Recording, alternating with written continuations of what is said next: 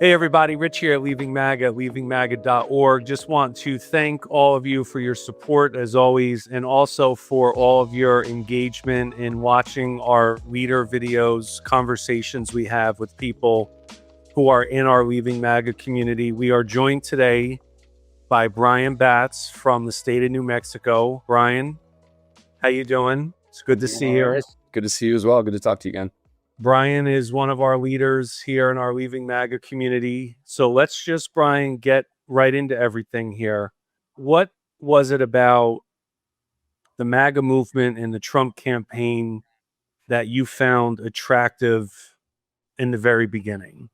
Yeah, I think at the very beginning, what was attracting, I was coming off the heels of the financial crisis, and it felt to me as if a lot of people that had caused the problems around the financial crisis were not facing any consequences, and that made me upset and angry, and pretty cynical, if I'm honest. That I'm watching a system that feels like the people that are responsible are not having to face any of the consequences of their decisions. And it felt like maybe kind of a bull in a china shop might be what was needed.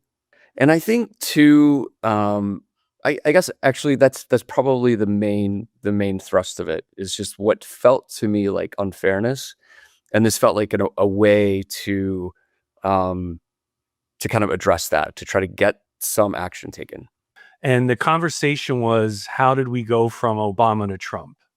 And I wrote a comment saying that I think one of the explanations for how we went from Obama to Trump was post 2008 financial crisis fallout.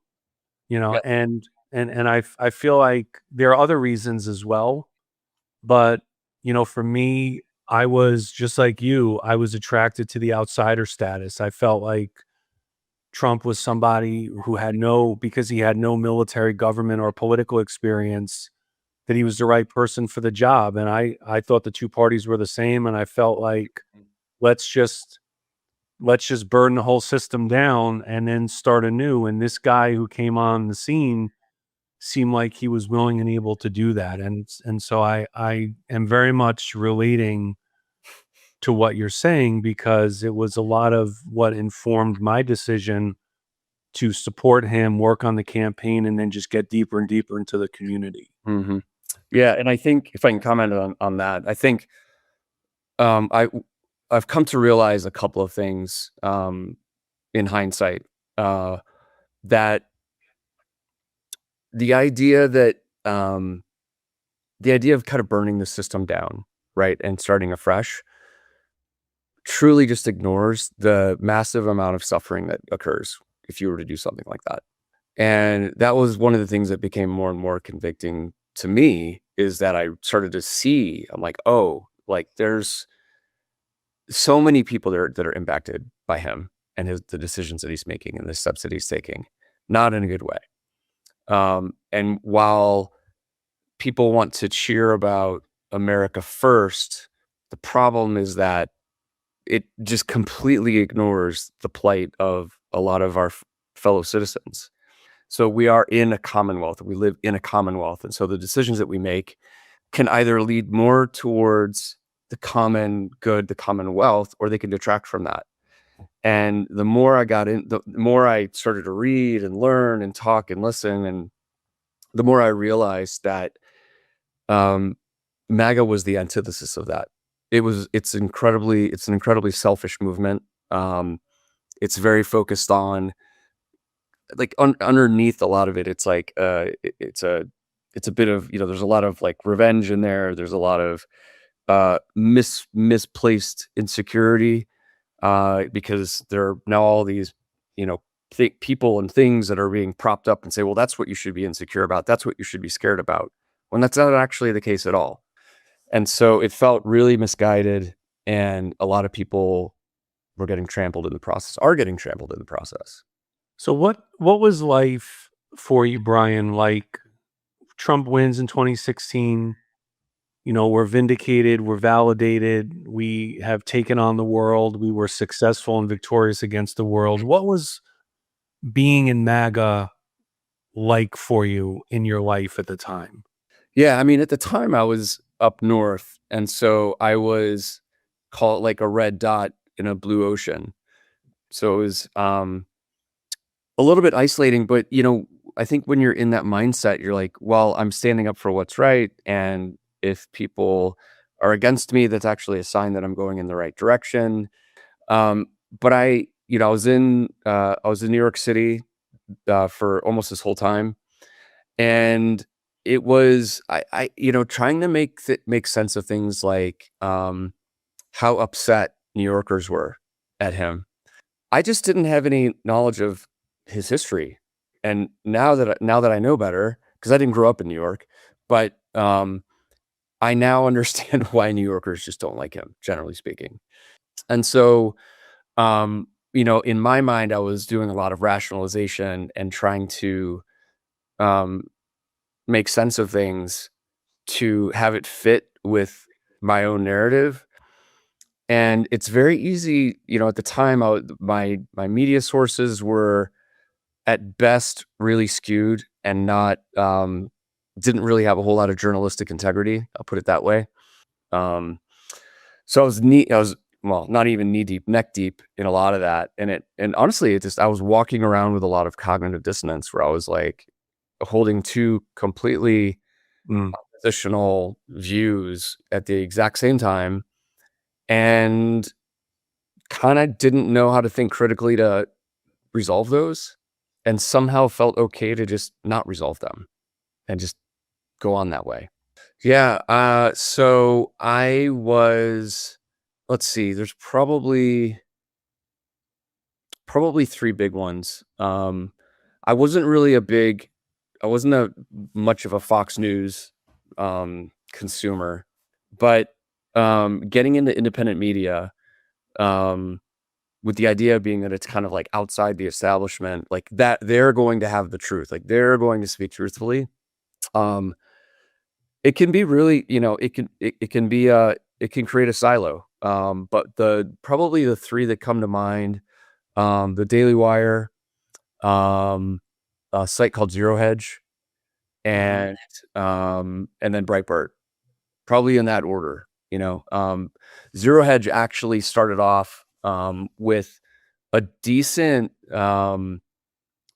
view into kind of like the insides of Wall Street, and it was somewhat legitimate. And then somewhere along the way, I couldn't pinpoint when it was. It really turned, and it was a bit of a propaganda machine. It was instilling a lot of cynicism and fear. And then you go. I went through that long enough, and I was like, a lot of the things that I'm reading here, like they're just not whatever they're kind of saying is going to happen is not happening. And that started to create a bit of a gap where I could say, should I is this is this is this it? Is this right? Are they actually giving me the information that I would need to be able to make a solid assessment of something? And it was something that created, drama, and created a sense of, I don't know, like, yes, there's a, cabal that's running things, and nothing came of it. And I think it's because most of it was just a bunch of garbage. And there were some others, and I felt at the time that I was on the right side of history, and that all the media that I consumed was media that was telling the truth. So any media that was not MAGA media, we considered to be Democratic propaganda. And I remember distinctly saying in my podcasts and in my writings that any media that was not pro-Trump and pro-MAGA was, to use a Steve Bannon term, the enemy media. Yeah, and it's the one of the most damaging things about that is when you pit um an alternative, or the quote unquote other side, as the enemy, it's a natural, I mean, not a natural, but it is kind of like, it's controlling. It's like, don't read them because they're wrong. And so it's like a high authoritarian, right, high control environment, because it's like, well, I can't read that because like they're quote unquote on the wrong side, which creates this like very black and white polarized view of the world. And now that I'm a little older, that's not really how the world works. There is, I think you can get to the truth of something, but there's a lot of gray along the way before you get there. Well, the black and white is exactly what happens in MAGA, right? It's either pro MAGA media or it's enemy media. Someone is either with us or they're against us. Um, Very little idea around, because I think I don't know what to call it in terms of like who falls into this, but there's definitely a craving for surety, right? Like if I can boil the world down into black and white, then I can feel more comfortable in a world that's feels uncomfortable. Um, and so it's very easy to cling to that and then want to be able to throw everything through a very, straightforward lens and be like good guys and bad guys, cops and robbers. And like honestly, that's 2-year-old thinking, right? That's we played cops and robbers when we were growing up, right?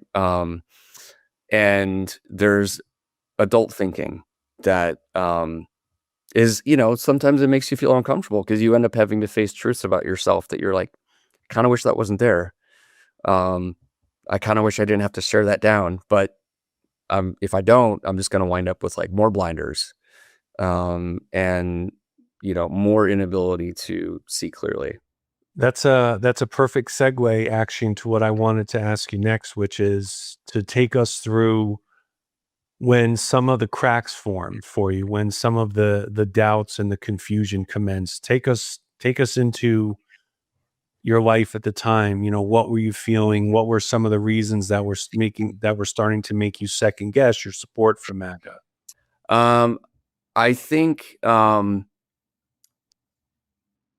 of it was the what I mentioned earlier about the Podesta emails. That was a big one because that I think if I remember right, like those came out just before the election in 2016,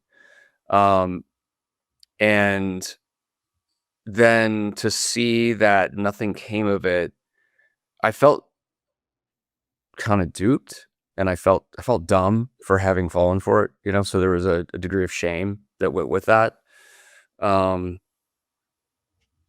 I think I also have had a number of bad church experiences where the church was being led by um kind of like high control authoritarian type person, like almost like cult of personality.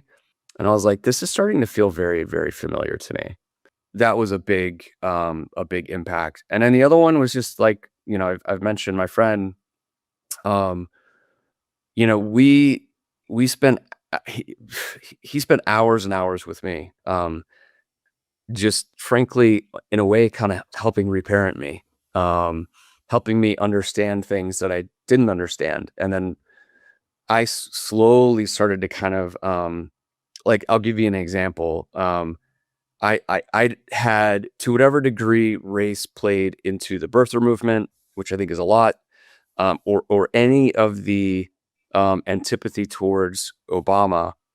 I didn't really understand that, and the dynamic, and coming to learn that and to understand it, was very humbling. And as we started to talk through that, I started to understand race much better, in our country and its history and the impact that it has today. Yeah, those are the top ones that kind of come to mind. And I think also, like, I just had to ask myself. Well, I was asked by my friend, you know, like, more or less, um, Like, do you want to focus on just yourself and your wife and your kids and your family and like your little bubble? Or are you part of like a country we're kind of all in this together?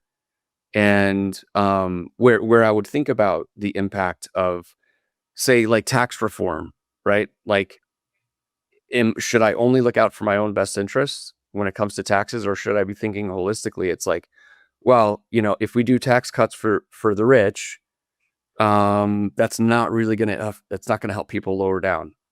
So being able to start to get some visibility and some distance to be like, is that really who I want to be? Um, Started to change things as well. And it sounds like and I don't want to assume this, but I want to ask you about this. It sounds Yeah. like you may have gone through a little bit of a religious deconstruction also. Yeah. Yeah, for sure. For sure. And that's been it's been a good 4-year journey, at least for me as well. And I'm not saying that for those who are seeing this, as it's not meant to be an anti-religion or anti-Christian comment, just like I know that's not what you're saying, but there does seem to be this, oftentimes there's this inextricable link between religious radicalization and support Mhm. for MAGA, that, Yep. Yeah. that it's present, that it's there, and it sounds like it was the case for you. Yeah, for sure. For sure. And there's a lot, like to your point, like there's a lot of different aspects to that when you start to dig into it. I think one of the things that has become um, really helpful for me is to understand that like we all live in a particular culture at a particular time that informs everything, and that informs the way that you would say like Christianity plays itself out in the US. Um, Once I started to call like get a little bit of above it all in a sense and be able to look down, I could see where my beliefs had been formed, you know, on this collection of things that were very American, right? And very a particular, I don't know, vein of American and Christianity, and how the two had gotten fused together. And I don't think we do. I think it just became wrapped up in a lot of a lot of kind of just gross merging together of particular beliefs with, of like personal beliefs with politics. And I give you so much credit for being able to take such a long view and assess your beliefs and make that decision to leave. What I wanted to ask you in closing is, why do you now, Brian, feel the need to speak out? What do you hope would be accomplished from speaking out the way that you're doing? The one that I hope to experience is that someone hears me that is still in MAGA, and that it's just maybe the first, it doesn't even have to be the first thing. It could be like a piece along the way that results in them having the same type of, realization, and them deciding to go through this process, right? Of kind of deconstructing a lot of things, not just on the religious side, but, just the way that they view the world.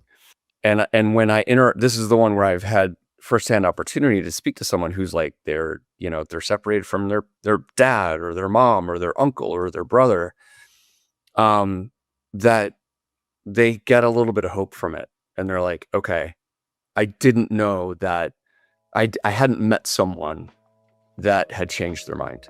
And now that I see that someone can, it gives me hope. All is not lost.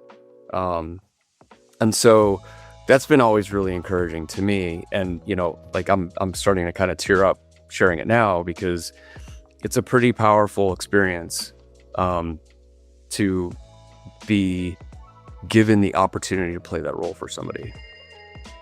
Hey everybody, if you like this video, make sure you drop a comment, make sure you subscribe, and also be sure to visit us at leavingmaga.org. You can read more of our testimonials, you can contact us, you can subscribe to our newsletter, you can get information on our support groups that we hold every week for friends and relatives of those in MAGA, and you can get information on my memoir, One Betrayal Too Many, Why I Left MAGA.